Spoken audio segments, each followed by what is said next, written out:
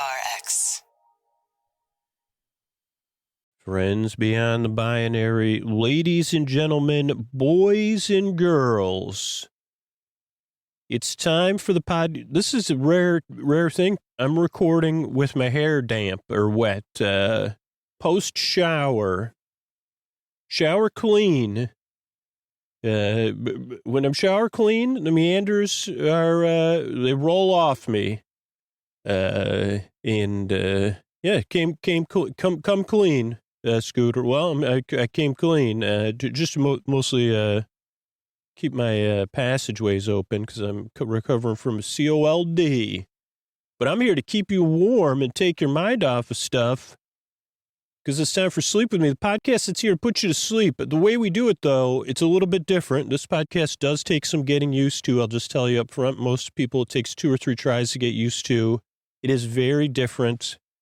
It is here to keep you company like a friend in the deep, dark night and to take your mind off whatever's keeping you awake. I make the show, and a lot of people listen to the show because we know what it's like. You know, maybe we don't know exactly what you're going through, but a lot of us know how it feels in the deep, dark night, tossing, turning, mind racing, trouble getting to sleep, trouble staying asleep.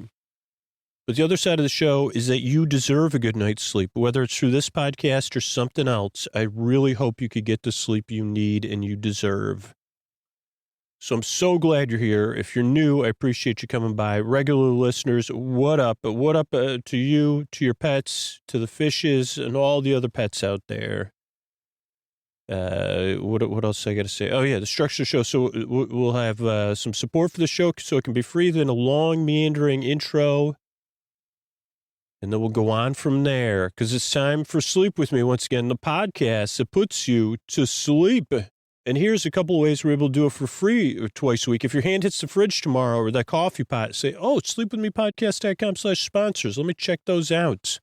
Thanks. Hey, everybody, it's Scoots. This is one of the messages where I ask you to think about becoming a patron or supporting the show by spreading the word or supporting a sponsor. The best way to support the show, though, is directly on Patreon, and only if you're in a position to do so. But if you are in a position to do so, to support the show $5, $10, $20 a month, or maybe cut back on one of the other streaming services you might not use as much as Sleep With Me, just think about for a second, what would I do if I didn't have Sleep With Me to listen to? Like if you say, oh, I just listen to something else. Yeah, you don't need to support the show, but you say, well, I'd really miss it. Now, I'm doing my best to make sure Sleep With Me stays free and coming out twice a week, so you don't got to worry about that. But I do that with help of people that are in a position to support the show, to be a rebel with the cause. sleepwithmepodcast.com/patron. So if you could afford to support the show either annually or monthly at $5, $10, or $20 a month, just say to yourself, well, what would I do without Sleep With Me? And if it's an easy answer, probably you don't need to support the show or support it because of the bonus content or ad-free episodes or something else. But if the answer is, oh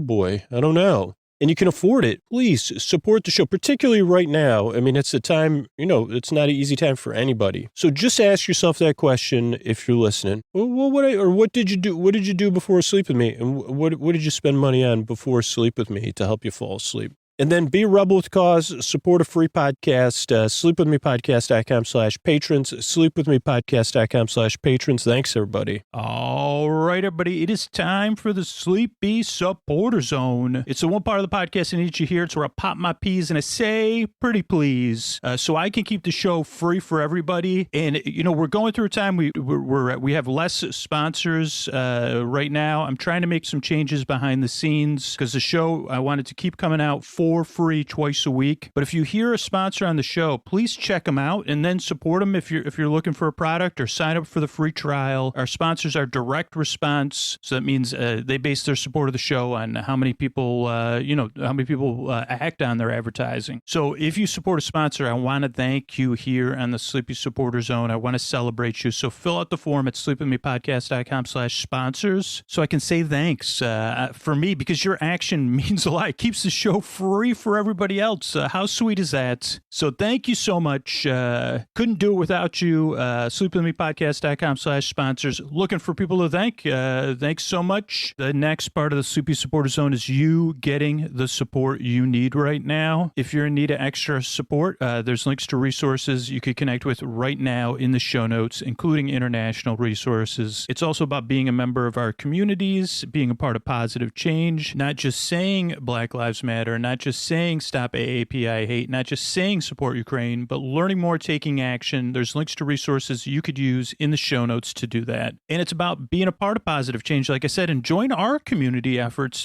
building hygiene kits for people experiencing homelessness. You can do that for free. You could be a part of. There's going to be a live show coming up, streamed on Zoom. You could come for free. Just take part. Sleepwithmepodcast.com/midnight mission. Just sign up at sleepwithmepodcast.com/midnight mission. That's sleepwithmepodcast.com/midnight mission. And that's the end of the Sleepy Supporter Zone. Oh, Mr. Bard, a lot of people help out in the show. Who are they? This posty poster son sounds like an earful. Wrote the theme song. Edits episodes too. Carl W. the legend. Also edits episodes. Ashley, Kenny, Scotty, Jennifer. Runner.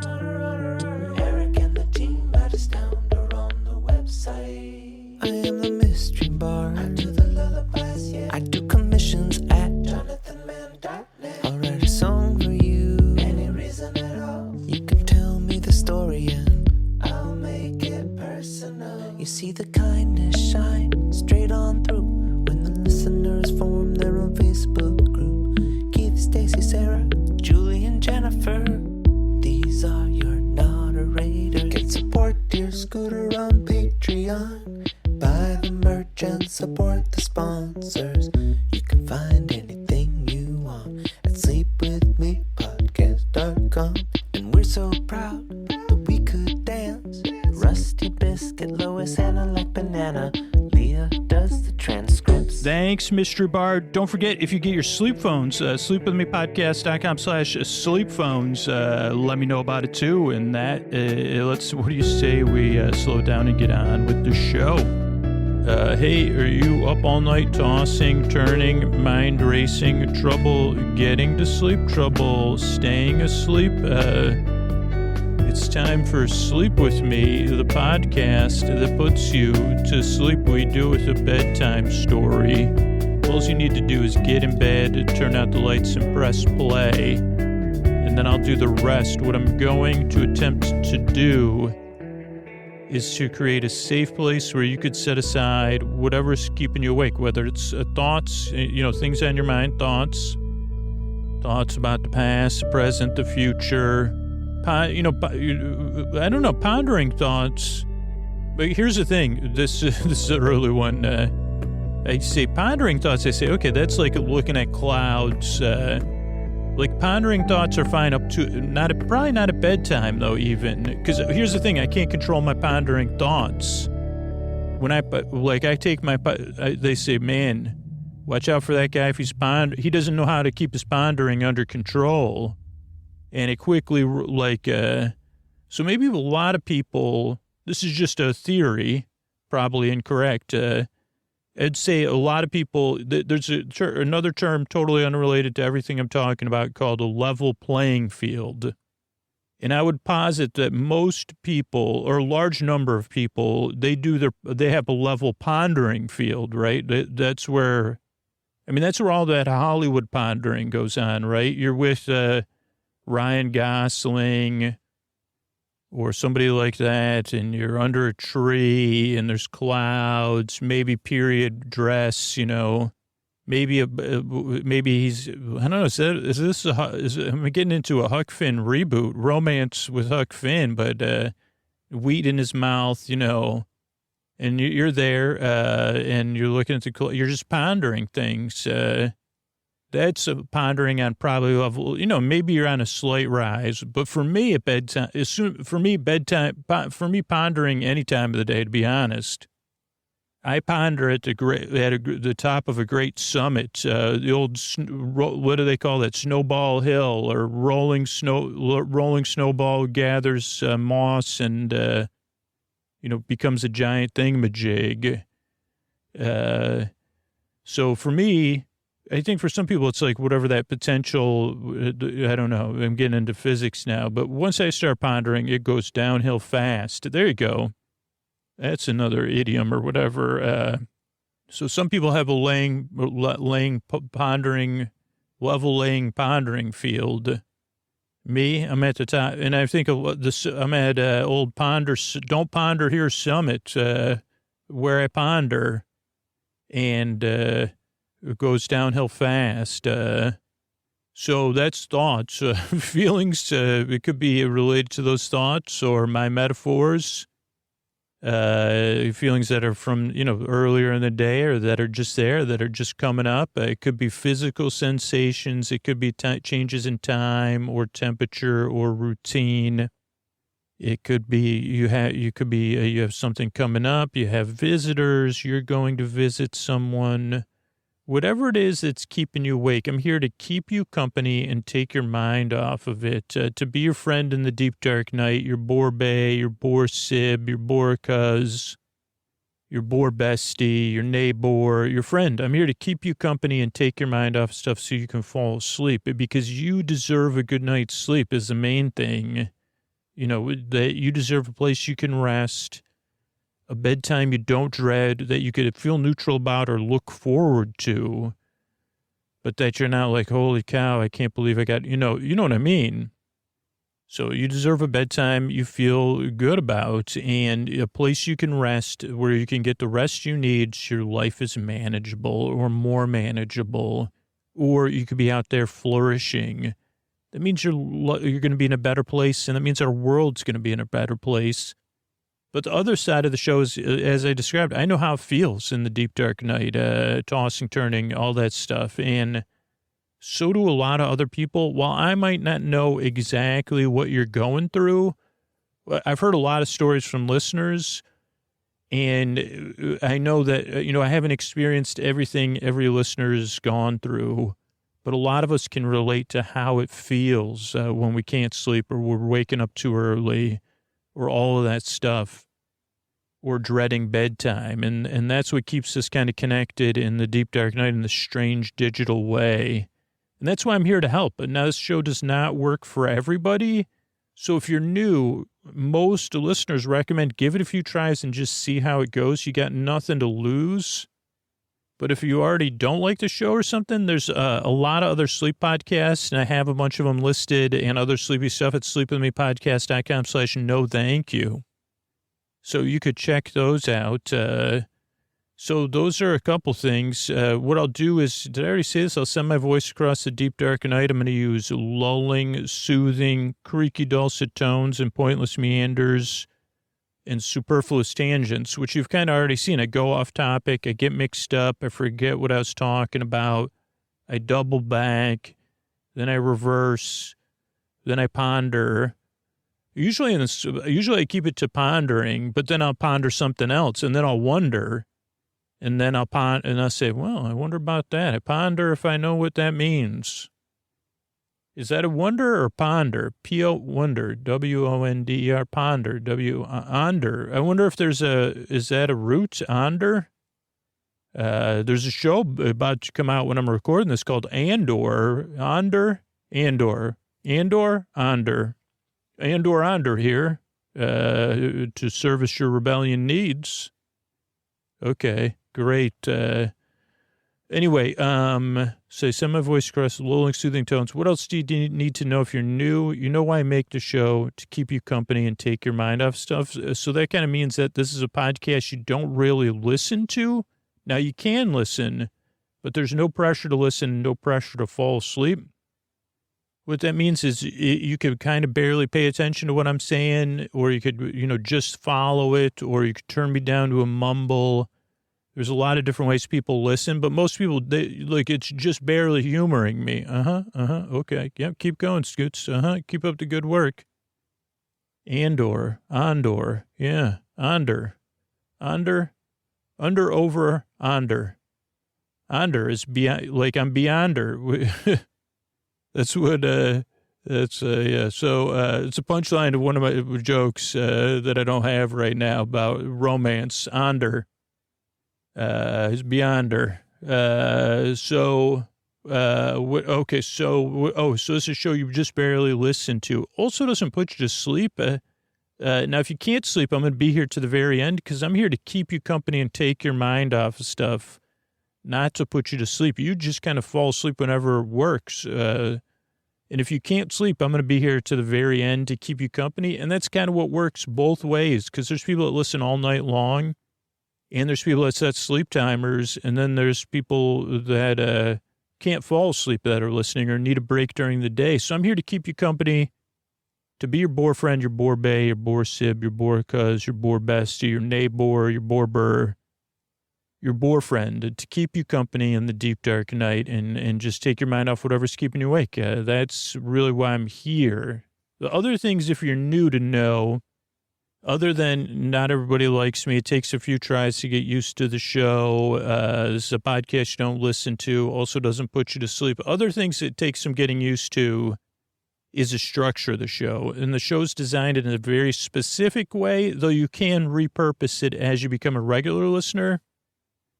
I mean, you could repurpose it right away, but I've heard from people that repurposed it right away, and then they came back and they said, "Oh, you know what? I didn't realize like the intros are a show within a show. So now I listen to the intros, or now I even pay to get access to just intros." So see how it goes at first. But I mean, you don't have to. You could always come back. But the reason the show's structured in a way for a few reasons. So the show starts off with a greeting. The purpose of that is so you feel seen and welcomed in. And you could tentatively say, I might check this podcast out.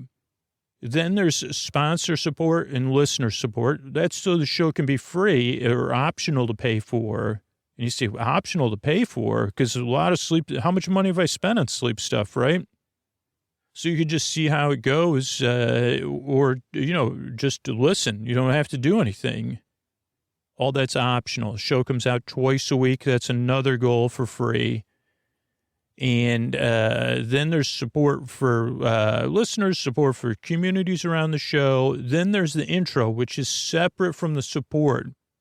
And that gets lumped in a lot of times with the support when people have a strong feeling about that. But the intro is a show within a show where I try to explain what the podcast is. I follow a similar structure every time, but every intro is different, because I get mixed up or distracted in a different way, like we said, with Ponder and Onder and Andor, old Auntie and I guess Andy. They used to call me Andy, Andy. They wouldn't call me that in Andy. What Andy. What does Andy wear? Undies. Anyway.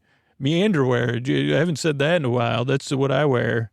It helps my meanders. Double the meanders when I'm wearing meanderwear. Or if I haven't been to any pirate festivals or anything. I hear Tampa's got a big one, but I'd say meanderwear. That's what I have under me clothes. Meanderwear. Okay, so what was I talking? Oh, the intro goes on and on and on. Why does it do that? Why is it different? It's different every time. So whatever that part of you that keeps you awake, it keeps you up, it can't adjust. It says, oh, I don't know. I know he's following the same structure, but he's talking about something new. Also gives you something to kind of look forward to, or barely. I really just barely look forward to just barely listening to you, Scoots, talk about whatever new thing you're going to talk about.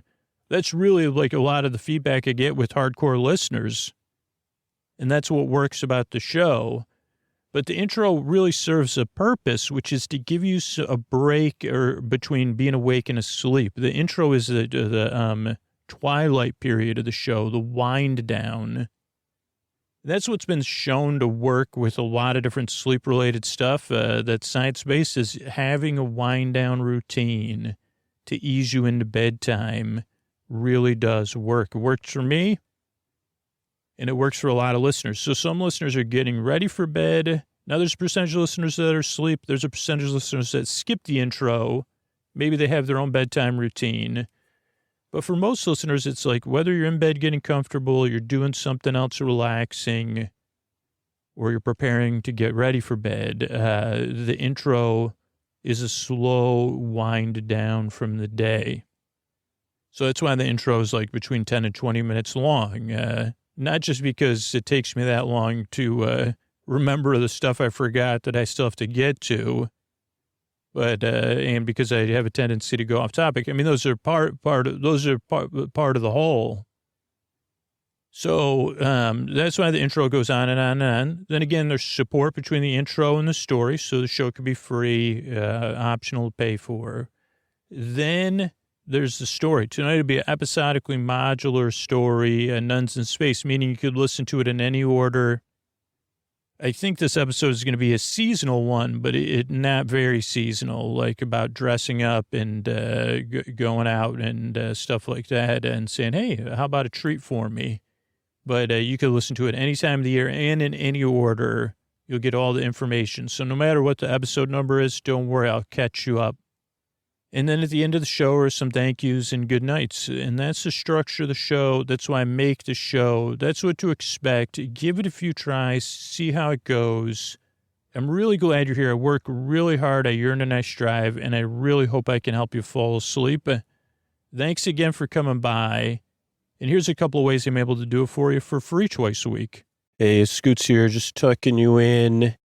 And wanted to check in. You know, this is a part of the show where I say, hey, if you're in a position to support the show, think about, no, you don't have to worry about this if you're not, because I'm doing my best. I'm going to keep Sleep With Me coming out twice a week for free. But think about, what did you used to do before Sleep With Me? Or what if there wasn't Sleep With Me? Would you say, oh, okay, well, I would just listen to this other thing. Or, oh, I'd just go back to using this. Or does Sleep With Me really work for you? And say, well, I'd really miss it. If there wasn't Sleep With Me, I'd really miss it. If your answer is like, what would you do if there wasn't Sleep With Me? If it's not a quick answer, think about supporting the show. If it gives you pause, because while I'm doing my best to keep the show free for everybody, I do that with the help of the listeners that take action. So if you're in a position to take action, and only if you're in a position to do so, like I say in these other messages, like 3% of listeners take action, the show gets by. 5% of listeners take action, the show flourishes. So think about that. What would I do without Sleep With Me? Well, I want that podcast to flourish. sleepwithmepodcast.com/patron, sleepwithmepodcast.com/patron. Thanks and good night.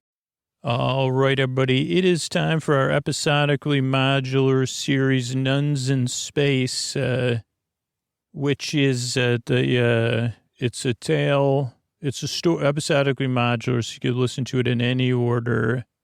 And it's about nuns in space, kind of. There's these nuns from my childhood that are in space. They're not the main characters, though.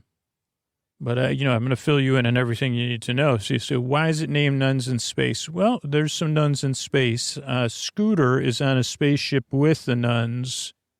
He's their only crew member, and his job is to help them. Obviously, it's their only crew member with whatever they need help with. Also in space somewhere is our heroic figure, Stan, a freestyle sentient soda machine, and so much more.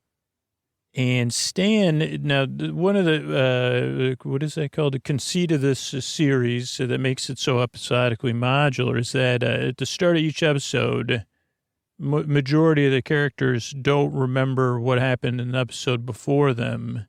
So kind of they do a reset, except for Scooter, but he doesn't remember anything very well. That's not a part of the series, just a general critique.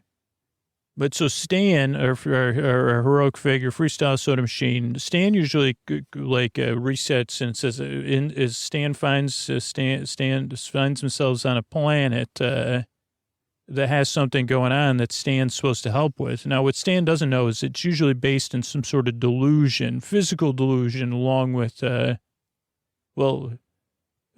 delusion that's manifesting itself, but has a physical form, not a sentient, not kind of like if I don't know if you've ever heard this, but imagine you were at Woodstock and there was a rock somewhere and someone said, that rock is giving me a bad vibe, man. And then you leaned into it and you said, well, let's call that bad vibe rock. And And they say, did you, like, I thought we were listening to Freedom Rock. And you say, no, we're trying to make an analogy about something not related to the music. But I chose the wrong thing to make an analogy about at Woodstock. But that rock, or the geological mineral thingamajig that was giving you bad vibes, remember? Oh, yeah, man, that's the rock that's giving me bad vibes. You know what? That's why I invented bad vibe rock. Whoa. No, I invented accidentally bad vibe rock, which I don't think is a good thing. So let's not lean into the fact that we invented bad vibe rock. Let's just say you were at a picnic and you saw a rock and you said the rock is giving you bad vibes and you said that it's bad vibe rock. The rock's not really doing anything other than exuding bad vibes. In this case, delusion is something kind of similar to that, but not really because I went off topic and Stan has to deal with it. In this case, if it was a picnic, maybe Stan would say, well, I have a lead picnic blanket. Let's just put it over the rock. And then maybe the person they were with would say, no more, I'm not feeling those bad vibes from the rock anymore. Let's enjoy our picnic.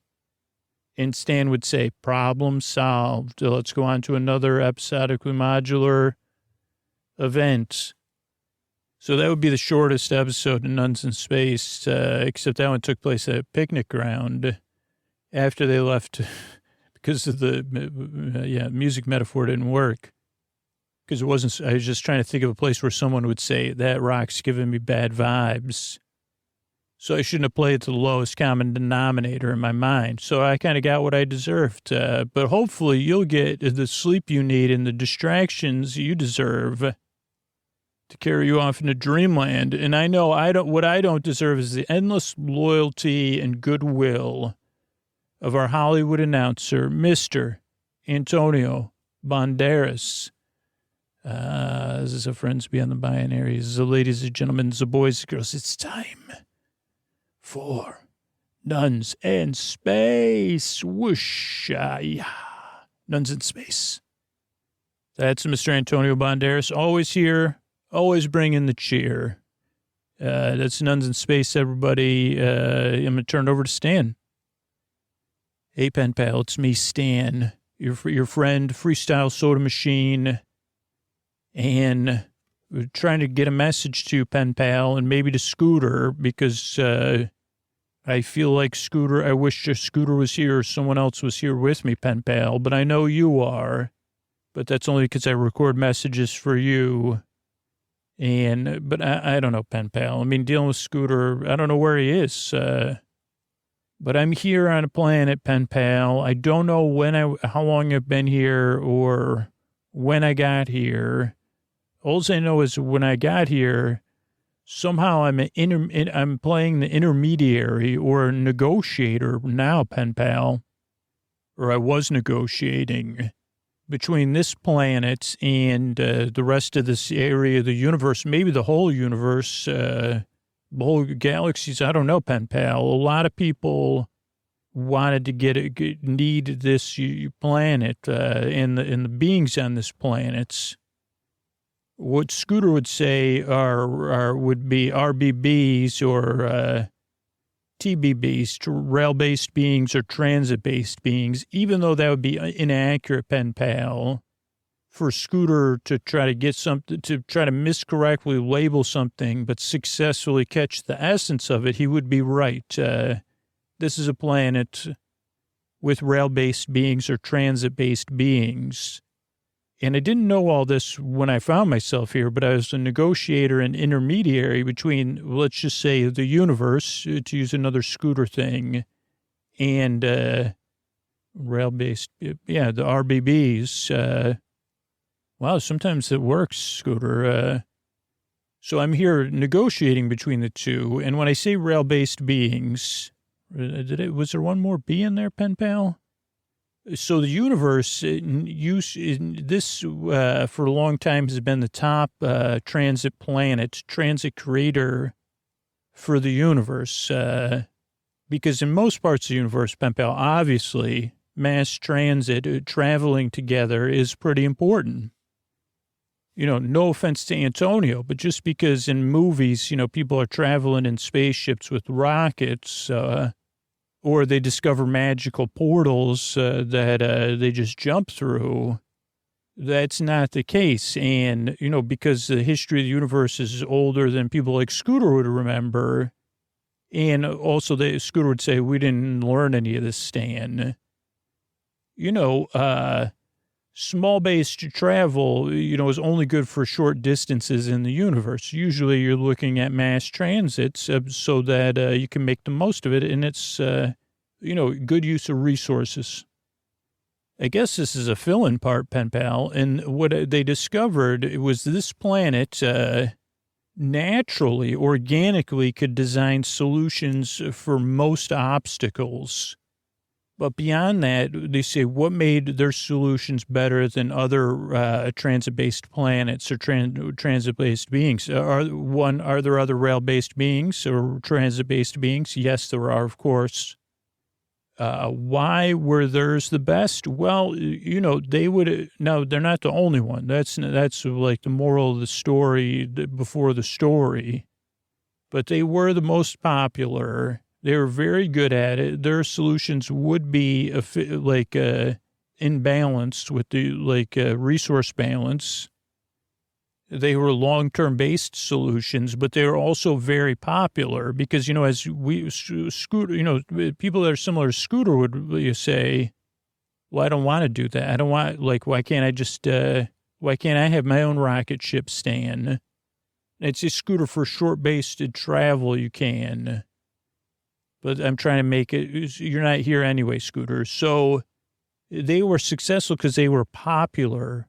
People never said that. They said, oh, boy, it's, I'll do that. Now, you might say, why were they popular, Stan? And I would say, well, they were exciting because you say, well, did they have nice seats? Yes. But most did. Did they have, good airflow or, temperature control? Yeah, but these ones were enjoyable. And part of it was that these beings, as opposed to other transit-based beings, it was part of their mythology. Oh, for example, let's build this bridge. It's got to go over that, or then it's got to go around that, or, oh, should we go over this mountain, under it, through it? But that was like a chance to teach myths in a slight way, but also it's really hard to explain, pen pal. I don't know. I don't want to take all day because I'm trying to get some answers here and it's not going good. But so they would do the best stuff in the universe, I guess is the thing. There was other people that did transit, or other beings or other planets or systems and means of doing so. But this was the best and one of the most balanced. So there were other ones. And you say, well, why? And this is what happened is large portions of the universe said, why your solutions? But at the same time, they stopped. It's hard to say what happened first, pen pal. That's one of the things everybody's disagreeing about. Because what's happened is the universe has come back and said to this planet, we need some transit-based solutions now. And they are occupied with a large job they've been doing for a long time, before I got here, apparently. And they say they're occupied and they don't want to do any other jobs. Now, I don't know if that's what caused the universes to take on other transit. You know what I'm saying, pen pal? But here's the thing you should know is not only is it hard to travel through space, that's obvious.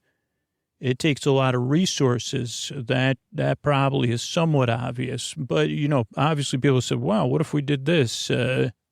And try, fuse that and separate that, you'd say, well, why is this planet successful? Because it's part of its organic evolution or whatever. Why is long-term space travel successful? Because it's natural, somewhat natural and organic and a part of a growth process. But then there was people, and they said, well, if we just do this and this, we can make a shortcut. And they said, but you're two things would come of that the universe didn't like. And again, maybe you say, Stan, this isn't how a sentient soda machine would talk. And I said, well, I'm trying to get to the point, and trying to play a Scooter because I need Scooter's help.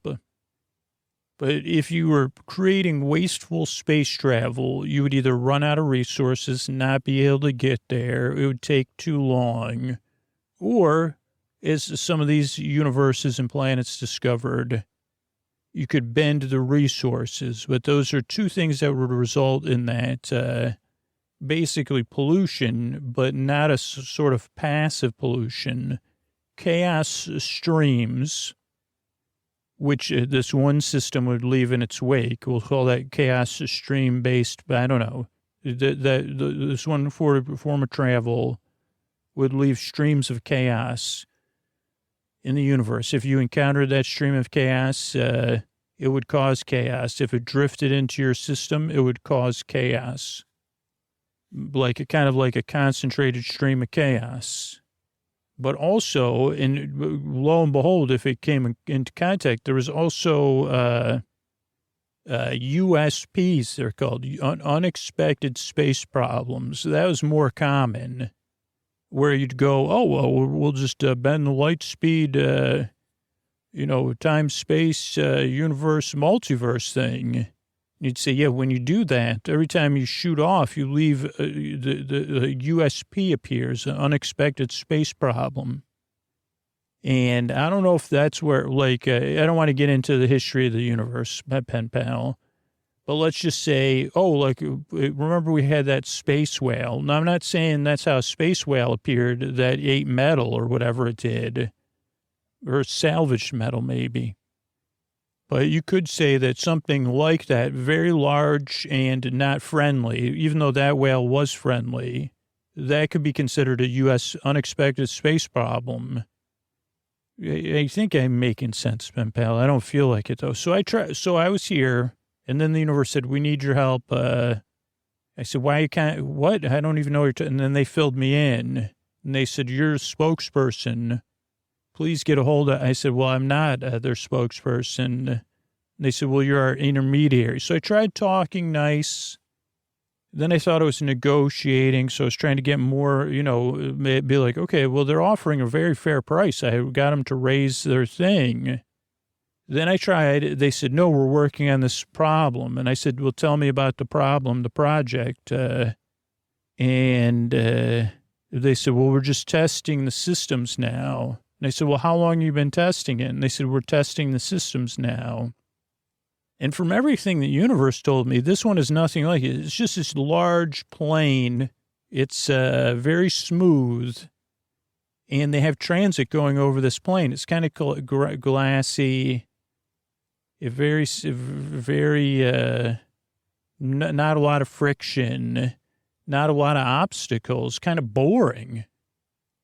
But very large, on a universe scale, not on a planetary scale. I mean, this planet is bigger than probably people like Scooter's brains could process, but large. And so all the beings of this planet, all their resources are being poured into basically going around this planet on these vehicles, trains, rails, we'll just say rail-based beings. I guess if Scooter was saying it, he'd say Tommy the train car or whatever. But what if they were just running? Well, okay, like it's almost like they're watching. They are model trains watching themselves as model trains, but thinking they're trains in transit. Or saying, okay, let's just watch this train go again. It doesn't seem. I don't know, pen pal. So then I tried to help. I said, well, what else do you have to do to test it? I seem to have some very strong nano powers and other powers. And at first they had me, pen pal. I was a little naive. They said, well, how about a nice tunnel here? Oh, how about and I said, is this a model train? This is not a model train. And they said, what's a model train? And I said, okay. That's when I realized, they were asking me for endless stuff, but it wasn't to finish the job. Because they said, okay, well, now we need to do whatever, 1 billion hours of testing with this new tunnel you helped us build. So then I was communicating with the rest of the universe and trying to get more information. And I'm, frustrated because Scooter's not here. So I don't have anyone to talk to other than the teams I'm dealing with. So I'm not at my best, pen pal. And so then I told the realm-based beings, this is your purpose. Don't you know that in the history of the world, and then they said, yes, we were. And then we got replaced by, cheap and easy and fast, cheap and easy. But it worked out because we got this job, and this job may go on forever, like you said, Stan, but that's a good thing.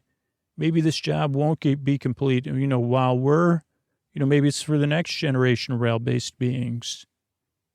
And I said, it seems like this job is complete and the job doesn't even make any sense. And you don't even have a client you could put me in contact with that. And they said, yeah, we know that this job, when it's done, the client will come and implement it.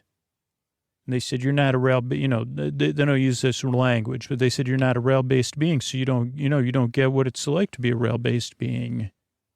And, you don't know anything about our clients. And I said, well, you got me there. All I know is that in the history of the world, you're pretty important and you had an important purpose to solve problems, to subtly in a subtextual way teach myth and to do something that everyone enjoyed. Let's think about that. You're going across space and you get to enjoy the journey. And on some lower level, you're learning something about overcoming obstacles. And I said, that's a pretty great purpose to serve. Now you're just puttering around and not doing anything. And they started to ignore me, pen pal. So then I made a list of all the pros and cons. And they said, wow, there's a lot of pros here helping the, and I said, there's a lot of cons. You're not doing anything. Maybe you're being, And then, pen pal, I started to get more and more irritable and unhappy and raising my voice. And I said, I told them they should or must. Because also, by the way, the universe most of the universe said, we can't keep dealing with these USPs and chaos streams. We need a sustainable way to make, interstellar travel.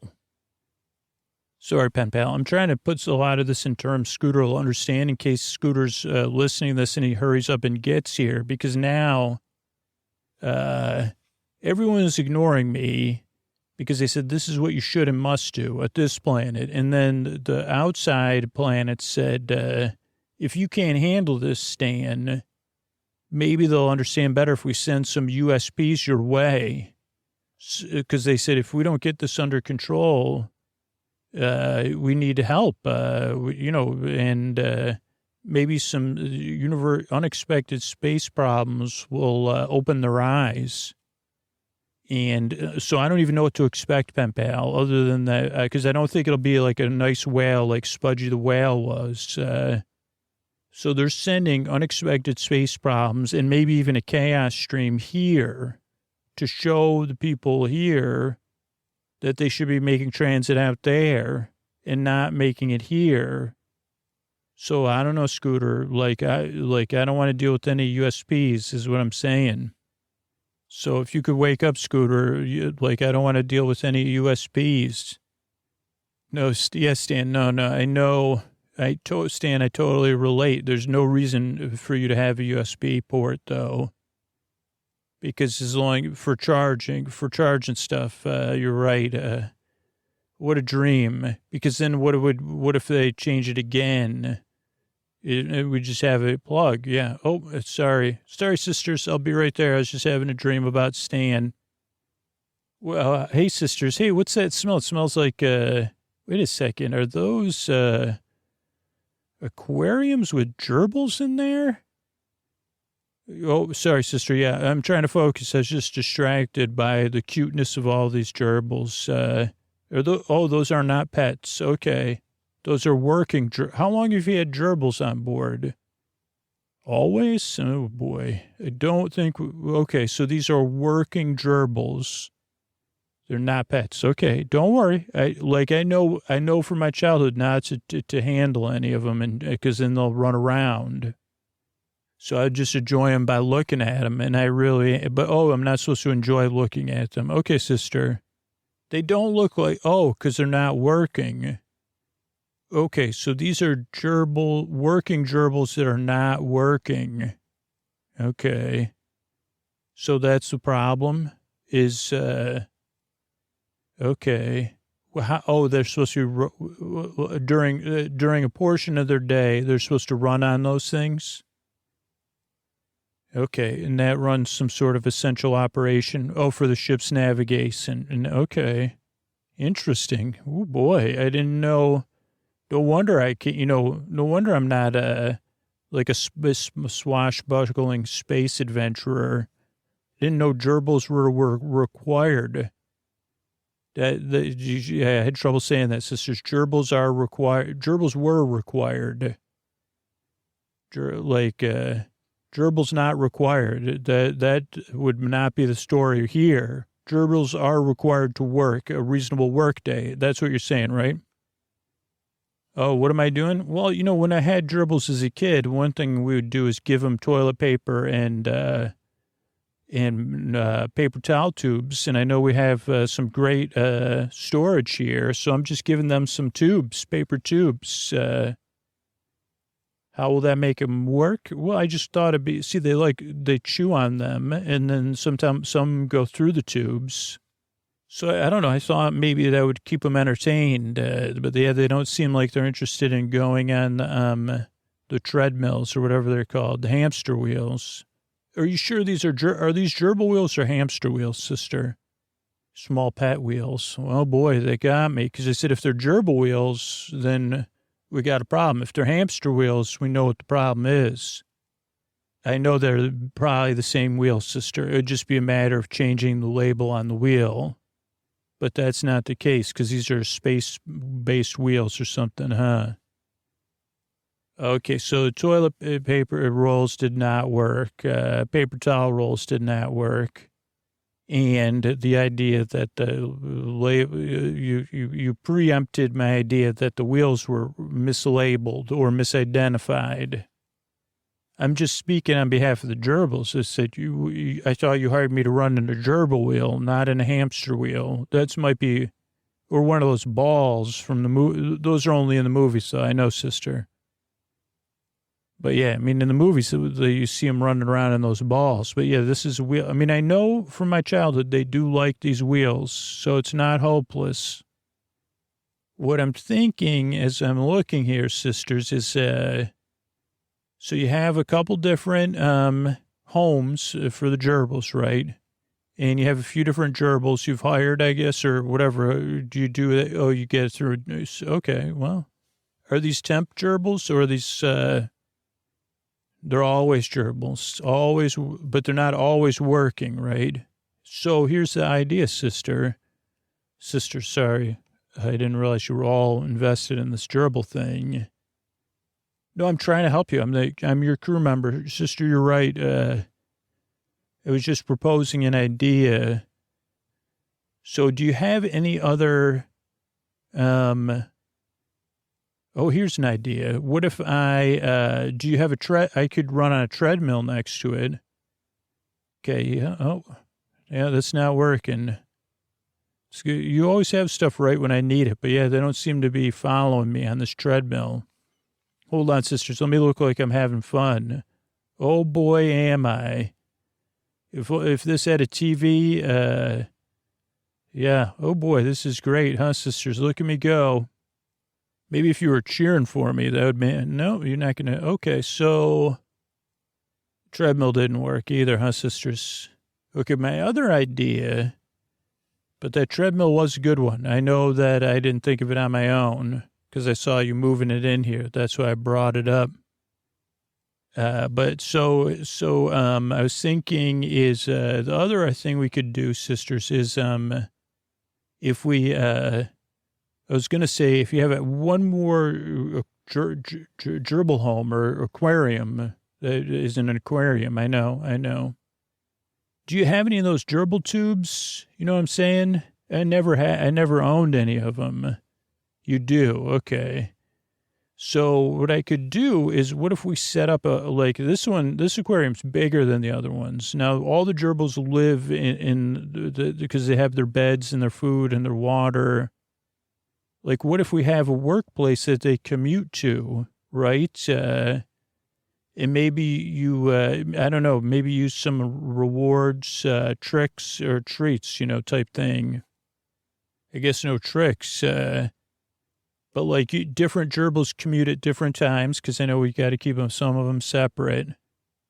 And see, so yeah, we'll just connect these tubes here, get it set up. I think this is going to work, sisters. You seem like you think so too. You see. Oh, but they don't want to go in the tubes, huh?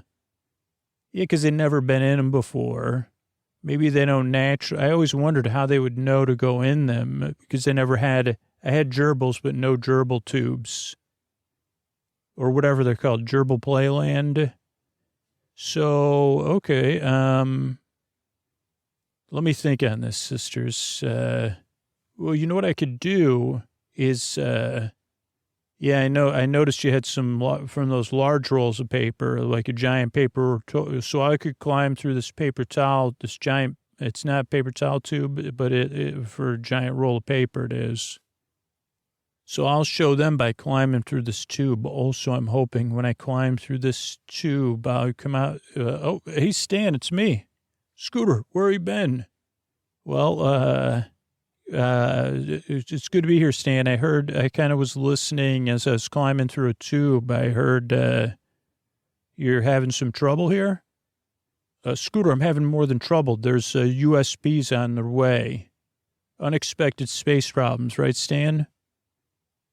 Correct, Scooter. And we have this planet full of transit-based beings, and they don't want to do anything other than they just build these models, Scooter. It's they just drive. Basically, they're just watching a train go around the track, and they are the train at the same time.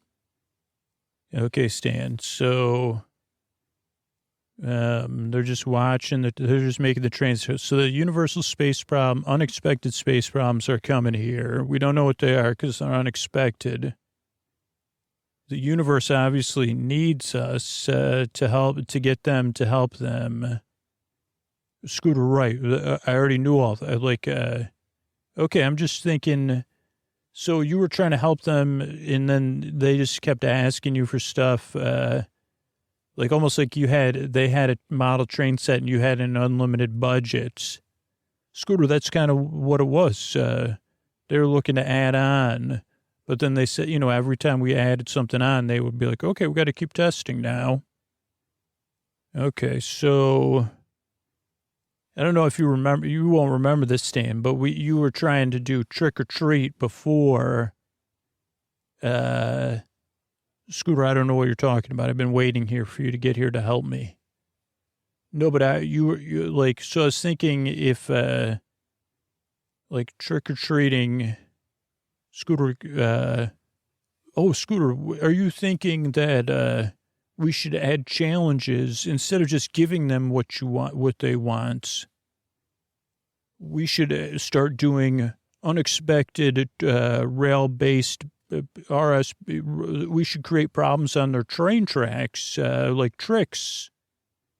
The problem is, Scooter, that they don't seem to be engaged at all.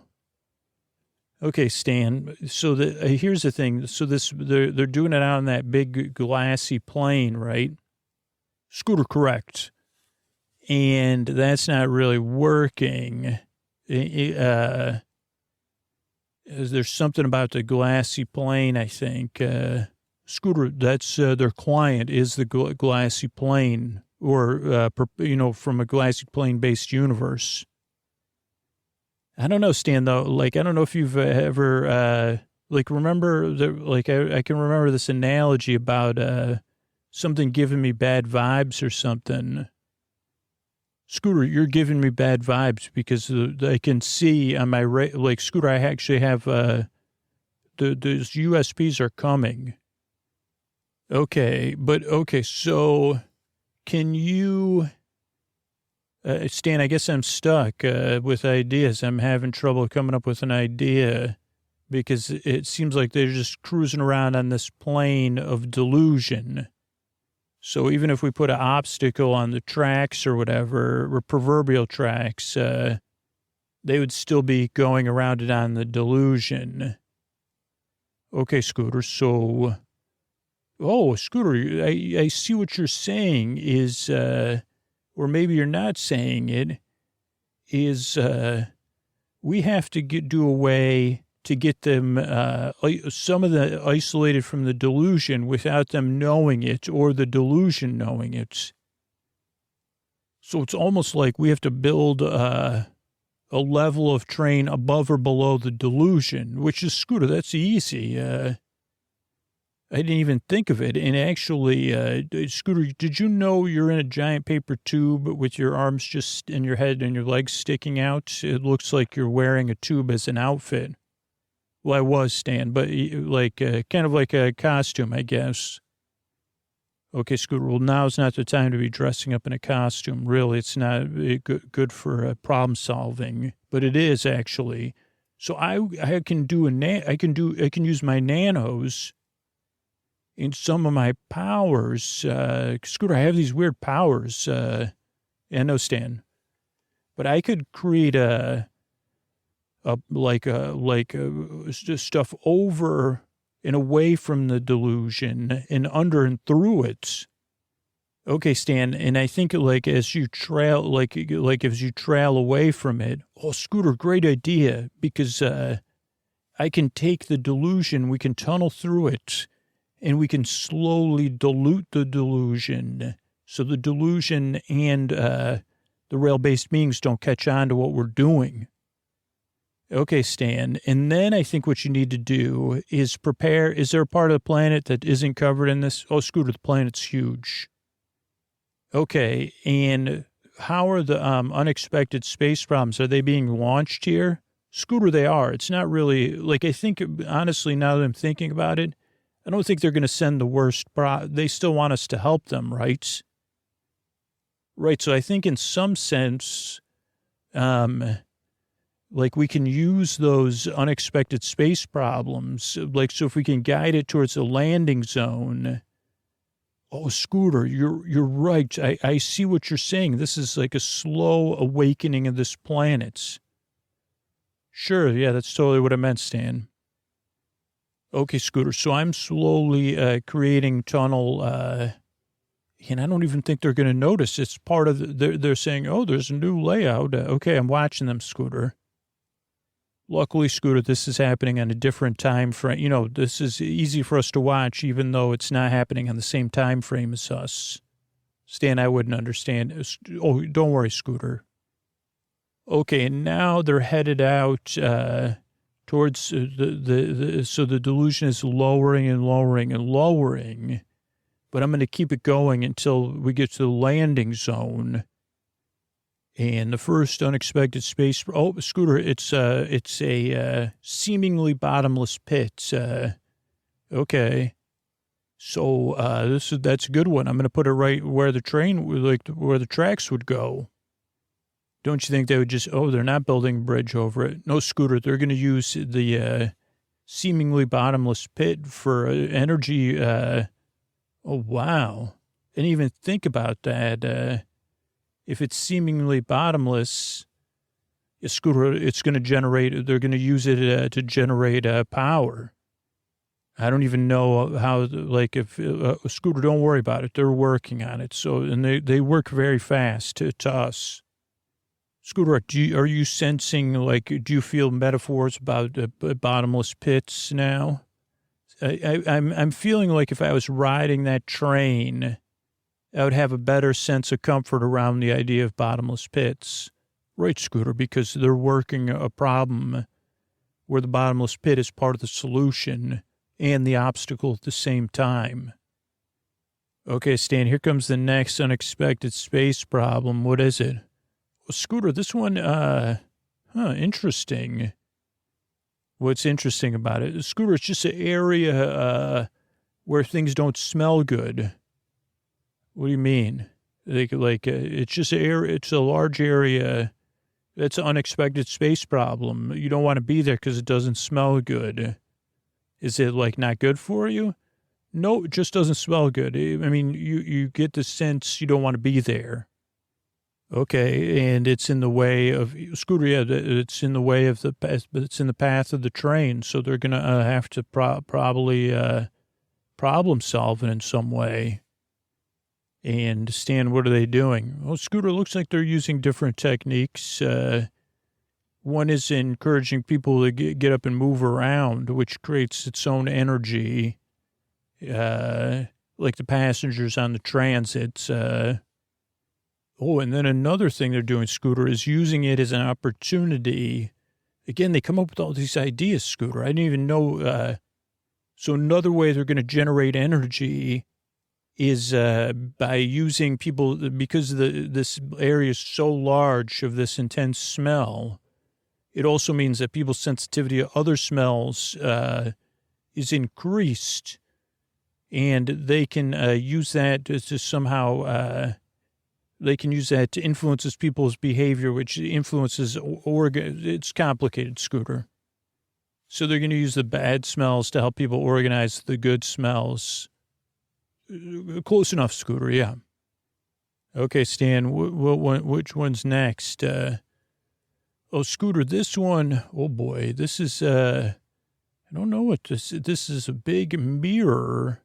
Okay, it's not a mirror, though. Okay, it's something, seems to be some sort of, what is that, a giant walking mirror-based that's a mirror-based being, Scooter. Okay. That's an unexpected space problem. Yes, Scooter, it's like I guess you'd describe it as a demigod, probably. You would. And what is the giant mirror? So it's a mirror-y giant being, Scooter. Very large. You could see, I guess you could see it. You could see a reflection. We're not close enough to see our reflections. Oh boy, Scooter, this is not going well. They've stopped, and I'm communicating with them. And they're realizing that all the time they spent on that plane, they can see the plane now, and it's behind them. And they said, oh, well, we forgot the thrill of this overcoming obstacles and the challenges, and that the world needed us. And they're apologizing, Scooter. They said they got caught up in this long term. They thought it was a job, but it was really an escape. And they're saying that they don't want it to happen again, and that they love making rail. They said, did you call us rail-based beings? And they're giggling, Scooter. Why are they giggling, Stan? Oh, because they know that I came up with it, but they've been listening to you too. So they said he would have come up with that and called us that. But they're not rail-based, Scooter, they're not rail-based beings. It's impossible to explain, I think, to you. It's beyond my understanding, Stan. Scooter, you got that one right, for sure. But you could call them rail-based beings. They're fine with that. So it wasn't really like Scooter. It's okay, Scooter. We'll just talk about it in terms we can communicate about. So they've seen themselves in the face of the giant mirror-based being. And that's unexpected now. But in some sense, seeing the reflection in the past reflected in the reflection has made them more invested in the project, which is lessening the power of the unexpected space problem. Oh, even so, Stan, what is the unexpected space problem made out of? Well, Scooter, chaos, kind of like a chaos stream.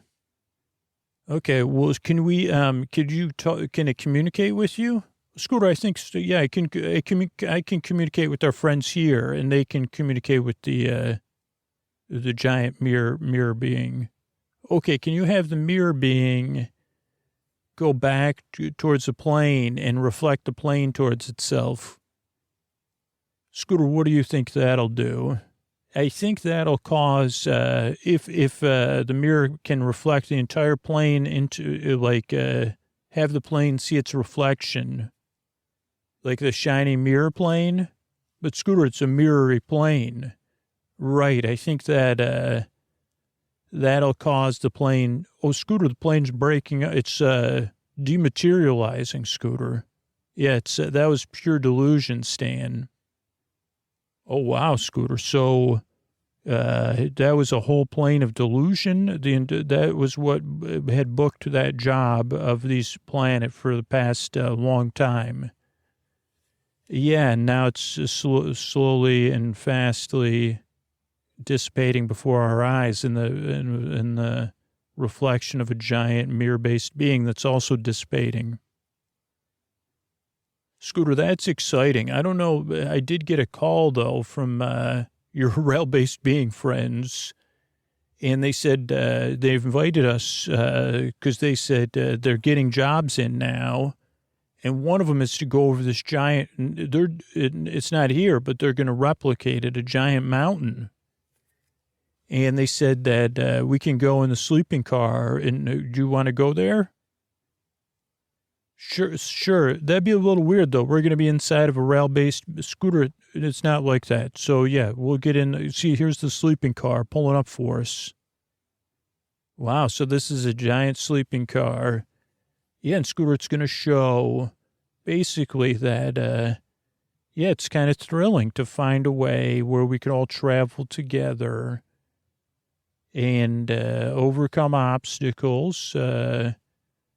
Stan, I think you're putting me to, Scooter, I am putting you to sleep, and we'll just ride here on the rails and these rail-based beings together. We found a way, Scooter, for you to kind of trick or treat, and we'll go off into dreamland. Good night, Stan.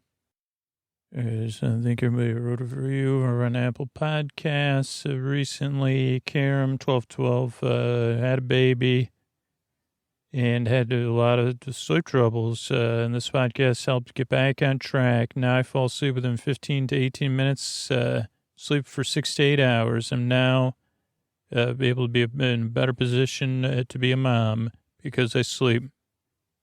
So thanks on behalf of everybody. So thank you, SK Fick, and different approach to a sleep podcast. I don't know how he does it. Mamlad, those meditation, slower stories, they don't work for me. This is weird in a good way. So your sleepy brain can get on board. I love it. Thank you. Martita says, excellent listening for years. Subscribe at a low level, but enjoy it a lot. So many people who need help with sleeping. It works for me. Mississippi Dave says it's helpful. Even though it's a little bit strange, like a wonky programming, it's actually worked 4 out of 5 times, sometimes twice in one night. Hard to argue with that success rate, and I laugh at a sense of humor, which is refreshing and quirky. Wordplay. Jojo Timby says, pretty good for sleep. I gave it another try. I get it now. Keep at it. It does work. I wasn't initially sure about his ramblings when I first started listening, get on my, you get me hot under the collar. I read a review to keep at it, so I did. Once you get used to it, it works pretty well. And it always depends on my mood. Sometimes I need something softer. For the most part, it works. And good name guy says it's pretty good. I've just heard this guy.